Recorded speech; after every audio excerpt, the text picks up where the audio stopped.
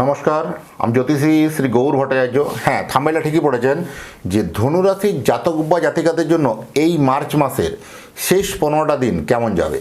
এই ধনুরাশির জাতক বা জাতিকাদের জন্য এই মার্চ মাসের শেষ 15 দিনের মধ্যে এই 3টে ঘটনা ঘটবেই ঘটবে। জানতে হলে ভিডিও শেষ পর্যন্ত মনোযোগ সহকারে আপনাকে শুনতে হবে। আর আপনি যদি আমার চ্যানেলটা এখনও সাবস্ক্রাইব করে না থাকেন, দয়া করে রিকোয়েস্ট করব চ্যানেলটা একটু সাবস্ক্রাইব করে দিয়ে যান।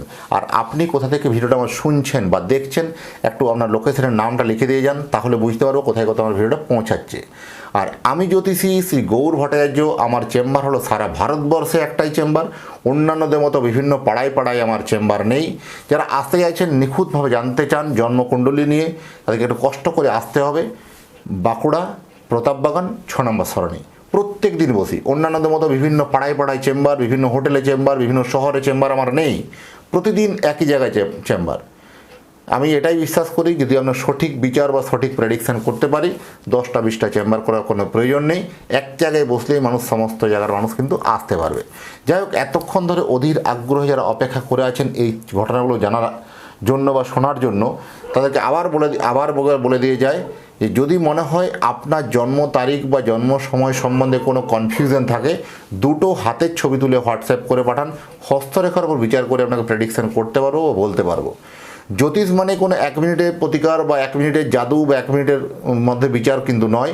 জ্যোতিষ হচ্ছে আপনি যে সময় জন্মগ্রহণ করেছিলেন সেই সময়কার আকাশের গ্রহ নক্ষত্রের স্থিতি অনুযায়ী আপনার ফলাফল বর্তাবে।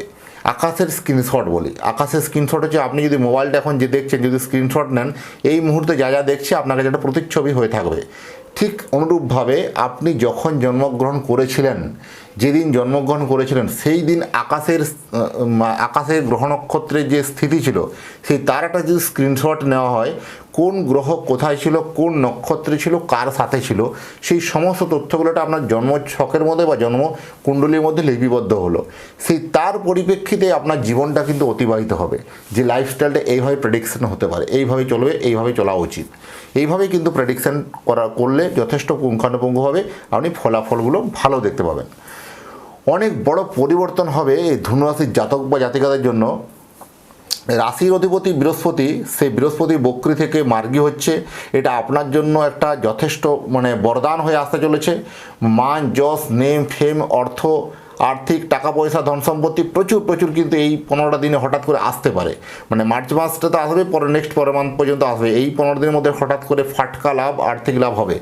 যাদের আর্থিক অনটনের মধ্যে দিয়ে ভুগছেন বা যাদের কষ্ট চলছে, তাদের একবার ভেবে দেখুন তো, কোথাও আপনার জন্মছক নিয়ে বা কোথাও একটা ভুল আছে, কোথাও জন্মকুণ্ডলী নিয়ে একটা কোথাও সমস্যা আছে, কোথাও নিশ্চয়ই এটা জন্মকুণ্ডলী নিয়ে আমরা মিলছে না। তার জন্য আমরা প্রেডিকশান হয়তো প্রপার হতে মনে হয় যে আপনার জন্য কিন্তু মিলছে না। এরকম ঘটনা ঘটতে পারে।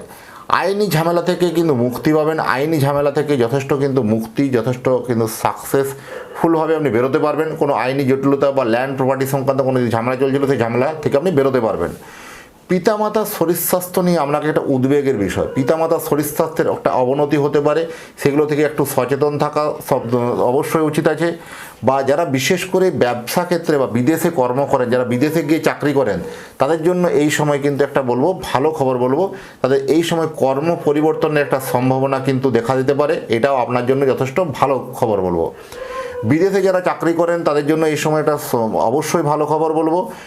প্লাস কর্ম পরিবর্তনের সম্ভাবনা অত্যন্ত বেশি। এবং সবথেকে বড় কথা বলবো, যারা রাজ্যের বাইরে গিয়ে জব করছেন, তাদের জব নিয়ে কোথাও একটা অনিশ্চয়তা হওয়া বা জবটা স্যাটিসফ্যাকশান ঠিক মতো না হওয়া, এইরকম ধরনের প্রবণতা হতে পারে। বিশেষ করে ব্যবসাদার যারা মানুষ আছেন, যারা বিশেষ করে কন্ট্রাক্টরি লাইনে ব্যবসা করেন বা যারা সিভিল লাইনে ব্যবসা করেন, কোনো প্রমোটারি লাইনে ব্যবসা করেন, জমি জায়গার ব্যবসা করেন, বিভিন্ন ট্রান্সপোর্টের ব্যবসা করেন, তাদের জন্য এই সময় বলবো একটু সোনায় সোহাগা। এই সময় একটু হঠাৎ করে কিন্তু আপনার অর্থপ্রাপ্তির সম্ভাবনা বেশি। পুরনো কোনো আটকে থাকা টাকা, সেই সব টাকাগুলো রিকভারি হতে পারে, সেই সব টাকাগুলো কিন্তু উদ্ধার হওয়ার সম্ভাবনা বেশি। এখানে হঠাৎ করে দেখবেন কোথাও একটা আপনার আটকে যাওয়া টাকাগুলো রিকভারি শুরু করবে। ব্যবসাদার মানুষদের যাদের মার্চ মাস, এই মার্চ মাসে অত্যন্তভাবে একটা কিন্তু চাপের মাস হলেও, এই মার্চ মাস কিন্তু আপনার জন্য যথেষ্ট শুভ হলেও একটা মানসিক চাপ, মেন্টালি প্রেশার থাকবে। ইয়ার এন্ডিং মাস যেহেতু, তাও কিন্তু আলটিমেট আপনার ভালোর দিকে এগোবে, এটা নিয়ে কোনো অসুবিধা কিছু নেই। যারা বিশেষ করে কোনো জিনিস নতুন কিছু কিনতে চাইছেন বা হঠাৎ করে কোনো জিনিস দামি জিনিস কিনতে চাইছেন, একটু বলবো ওয়েট করে যান, এই মার্চ মাসটা একটু হোল্ড করে নিন। নিশ্চয়ই আপনার পরের মাসে কিনুন, সেটার জন্য আপনার জন্য ভালো পজিটিভ হবে। কারণ দামি জিনিস কিনতে গিয়ে কোথাও একটু বেশ বড় রকমের লোনের একটা মানে চক্করে পড়তে পারেন, বা লোনের চাপে পড়তে পারেন, বা বিশেষ করে দেখবেন কোনো রকম একটা ঠকে যাওয়ার সম্ভাবনা। আপনি হয়তো এক দামে কিনেছেন, পরবর্তীকালে সেই দামটা একটু অন্য হয়ে গেল বা আরও দামটা কমে গেল, সেক্ষেত্রে একটু কোথাও লস হতে পারে, ফিনান্সিয়ালি লস হতে পারে। সেগুলো থেকে একটু বলবো বিরত থাকাটাই অবশ্যই উচিত হবে। অনেক বড় পরিবর্তন কিন্তু এই মাসে হবে, অবশ্যই মনোযোগ সহকারে কিন্তু ভিডিও শেষ পর্যন্ত শুনতে থাকুন।